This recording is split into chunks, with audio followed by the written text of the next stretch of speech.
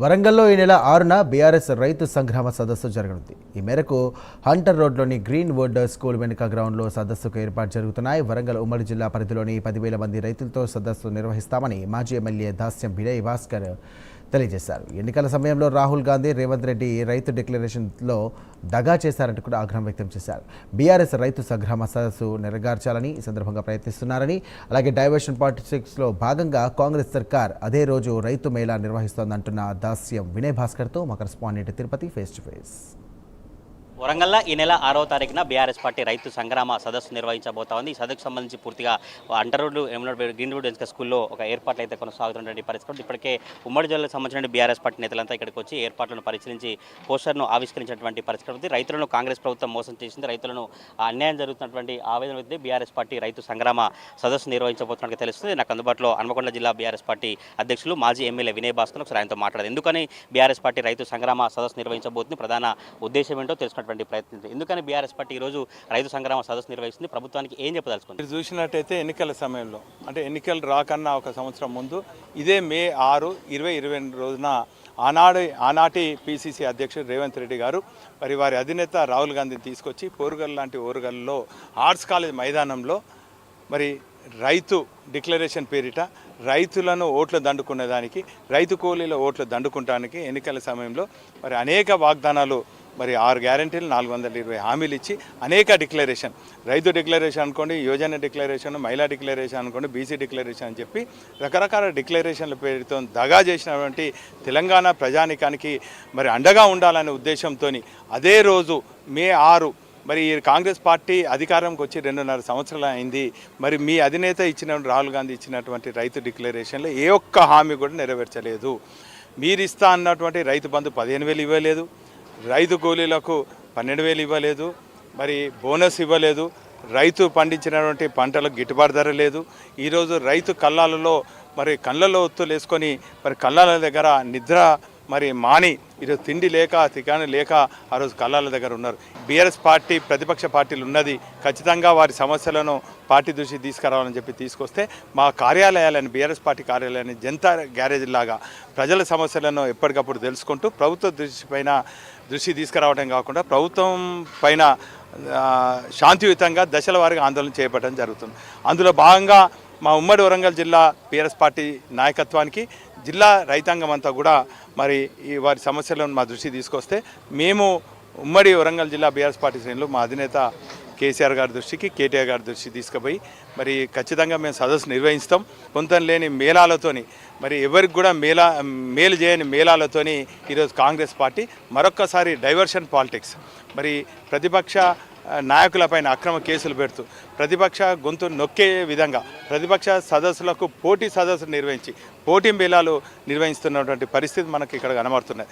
ఈరోజు మరి కొంతమంది కాంగ్రెస్ నాయకులు మరి అనేక ఆరోపణలు చేస్తున్నారు. ఈరోజు అమలు కానీ అనేక హామీలు కూడా నెరవేర్చినట్టు చెప్తున్నారు. ఈ ఒక్క గ్రామానికి కూడా మరి కాంగ్రెస్ పార్టీ నాయకులు కానీ ప్రజాప్రతినిధులు పోయి రైతులతో నేరుగా మాట్లాడే పరిస్థితి లేదు. దానికి మరి ఈ సదస్సును నిర్వీర్యం చేయాలని చెప్పి ఈ సదస్సు నిర్వహించొద్దని చెప్పి మరి గ్రౌండ్లు కూడా పర్మిషన్ ఇవ్వని పరిస్థితి. ఏదేమైనప్పటికీ కూడా మరి దేవుని అనుగ్రహంతో ఈ గ్రౌండ్ దొరికింది.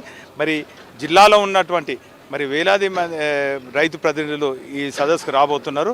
వారి ఆవేదన, ఆక్రోశం, ఆందోళన అంతా కూడా మరి పార్టీ దృష్టికి తీసుకొస్తారు.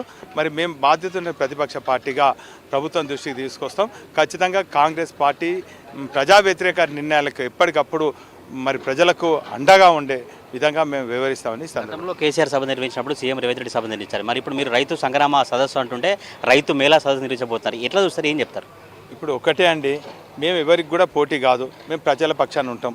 ఆ రోజు తెలంగాణ ప్రజల ఆకాంక్ష నెరవేర్చేదానికి మరి మా అధినేత కేసీఆర్ గారు అనేక ఉద్యమాలు ప్రజాస్వామ్యబద్ధంగా గాంధీయుతంగా మరి ఆందోళన చేసి తెలంగాణ సాధించిన దాంట్లో అంబేద్కర్ గారి ఆలోచన విధానం అమలు చేశారు.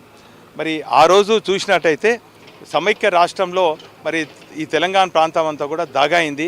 తెలంగాణ వ్యవసాయం అంతా కూడా దండగానే చెప్పిన పరిస్థితి. తెలంగాణ రాష్ట్రం వచ్చిన తర్వాత కేసీఆర్ గారి నాయకత్వంలో వ్యవసాయం దండగా కాదు పండుగ అని చెప్పి ఆ రోజు రైతే రాజుగా చేసి మరి వారికి పండించిన పంటకు గిట్టుబాటు ధర ఇవ్వడం కాకుండా ఇండ్లకు యూరియా సరఫరా చేసినాం. సరైన సమయంలో నాణ్యతతో ఉన్నటువంటి విత్తనాలు సరఫరా చేసినాము, రైతు కళ్ళాల దగ్గరనే పంటలు కొనుగోలు చేసినాం, గిట్టుబాటు ధర చేసినాము, వారికి ఏ పంటల్లో ఎప్పుడు వేయాలనేది రైతు ఎక్స్టెన్షన్ ఆఫీసర్ను కూడా అగ్రికల్చర్ ఎక్స్టెన్షన్ ఆఫీసర్ నియమించడం జరిగింది. రైతు వేదికలు ఏర్పాటు చేసి రైతులను చైతన్యం చేయడం జరిగింది. అంటే ఈ తీరుగా అనేక కార్యక్రమాలు ఆ రోజు చూసినాం. కానీ 2.5 ఏళ్లలో రైతులను దగా చేసిండ్రు, రైతులు ఓట్లు దండుకున్నారు, రైతులను మోసం చేసిండ్రు. మరి వారి పండించినటువంటి పంటకు కూడా గిట్టుబాటు ధర రాకుండా మరి అనేక కార్యక్రమాలు ప్రజా వ్యతిరేక రైతు వ్యతిరేక నిర్ణయాలను ఎండగట్టడానికి ఈ సదస్సు నిర్వహిస్తారు. పర్మిషన్ విషయంలో బీఆర్ఎస్ పార్టీ నేతలు కావాలని రాజకీయ దురుద్దేశం కొద్దీ వీళ్ళు కౌంటర్ చేస్తున్నారు. కానీ కంపకుండా మీది కలెక్టర్తో మాట్లాడి మేమే పర్మిషన్ ఇప్పిస్తామన్నారు. పశ్చిమ ఎమ్మెల్యే నారాయణ రెడ్డికి సవాల్ ఇస్తారు. ఏం చెప్తారు? ఇక కాంగ్రెస్ నాయకులే అవినీతి ఆరోపణలు చేస్తాడు. దొంగ అన్నట్టు వాళ్ళు చేసే కుట్రలను ప్రజలు గమనిస్తున్నారని చెప్పి తిరిగి మా మీద రుద్దే కార్యక్రమం చేస్తారు. మేము స్వయంగా మరి ప్రిన్సిపల్ గారితో మాట్లాడినప్పుడు వారు మరి చూసుకోమని చెప్పిండ్రు. 20,000 డిపాజిట్ కట్టాలి ఫీజు అన్నారు, 15,000 సెక్యూరిటీ డిపాజిట్ అన్నారు. అవన్నీ కూడా తీసుకుపోయి మరి స్థల పరిశీలన చేసేటప్పుడు మరి వారికి ఎవరు ఫోన్ చేసిండ్రో మాకు తెలుసు, మరి తెలంగాణ రైతాంగానికి కూడా తెలుసు. మరి అటు ఫోన్ చేసి బెదిరించి ఇవ్వద్దనుడు వాళ్ళే, మళ్ళీ ఇప్పిస్తామన్నాడు వాళ్ళే. ఎవరి దయాదక్షిణం మీద బీఆర్ఎస్ పార్టీ ఆధారపడి లేదు. ప్రజల పక్షాన పోరాడతాం, ప్రతిపక్ష పార్టీగా ఉంటాము. మీరు మా పైన ఎన్ని అవినీతి ఆరోపణలు చేసినా, మరి ఎన్ని అక్రమాలు మా మీద పాల్పడ్డా, ఎన్ని అక్రమ కేసులు మా మీద పెట్టినా, ఎంత నిర్బంధం చేసినా ప్రజల గొంతుగా ప్రతిపక్ష పార్టీగా గులాబీ సైనికులుగా ఖచ్చితంగా ప్రజా వ్యతిరేక చర్యలకు కాంగ్రెస్ పార్టీని వేటాడతాం, తరిమి కొడతాం. ఈ రైతు సదస్సుకు ఎంతమంది రైతులను తరలిస్తున్నారు? ఏ కార్యక్రమాలు అంటే ఎవరెవరు ముఖ్య అతిథులు పాల్గొంటుందంటే? మేము ఏ రైతును కూడా ఒత్తిడి చేసి ఈ సదస్సుకు తరలిస్తలేము. సదస్సు నిర్వహిస్తున్నామని చెప్పి వాళ్ళు ఎంతో సంతోషంగా ప్రతి గ్రామంలో ఉన్నటువంటి రైతు ప్రతినిధులు అంటే సుమారు మరి 1000 గ్రామాల పైచెలుకున్నటువంటి ప్రతినిధులు గ్రామానికి 10 మంది అంటే 10-15 వేల మంది స్వచ్ఛందంగా రాబోతున్నారు. మీరే చూస్తారు. ఈ సదస్సేమో రైతులతో కలకల ఆడుతుంది.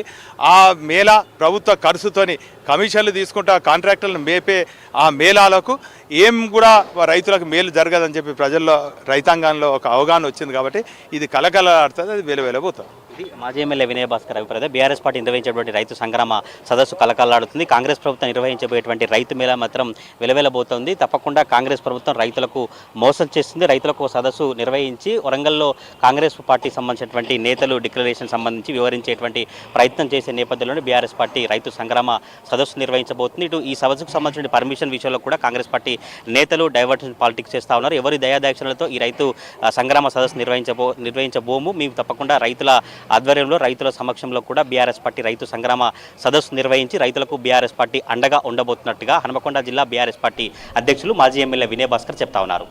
వీడియో జర్నలిస్ట్ పవన్తో తిరుపతి ప్రైమ్9 వరంగల్ నుంచి.